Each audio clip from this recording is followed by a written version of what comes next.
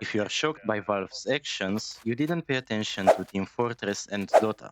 A sudden market shift in Counter-Strike 2 where the value of high-tier items like knives and gloves was slashed overnight due to changes in the trade-up contract logic has likely caused widespread investor panic. But honestly, if you have watched Valve's history with its virtual economies, this shouldn't be a surprise. It's the inevitable third act in a pattern established years ago. For the old guard, the warning signs have been flashing since early 2010s. The economy of Team Fortress 2 didn't just break up in one moment, but was left to rot for years. The system suffered from perpetual hyperinflation in its base trading currency refined metal, which Valve ignored, cutting the market for the average player long before the final breakdown. Crucially, the true death blow was the developer neglect. Valve's notorious hands-off approach led to long periods with no significant content updates, rampant cheater and bot problems that drove away the player base, and a complete failure to address the core economic decay. This neglect stripped the items of their fundamental use value. Why invest in a cosmetic for a game that the developers themselves appear to have abandoned? The catastrophic Great Depression of 2019 was simply the final, traumatic event that exposed the underlying instability of a system that was already diseased and neglected.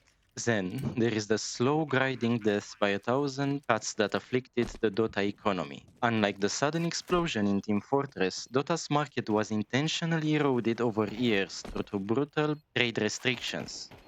Valve's goal was to combat third-party gambling and market saturation, so they began imposing massive delays, often forcing high-value immortals and arcanas to be untradeable for an entire year, or even making them non-marketable forever. This move single-handedly destroyed the casual trading ecosystem and proved that Valve would willingly prioritize internal business decisions over maintaining the health and liquidity of players' investments.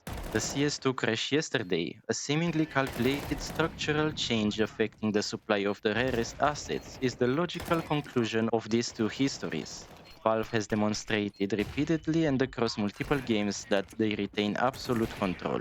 When investing in an item in any Valve game, you are not buying a traditional asset. You are buying the right to possess a digital item whose scarcity and market value can be instantly manipulated by the game's developer. Looking at the past, the biggest long-term threat to every skin owner in CS2 is the choice Valve will make next.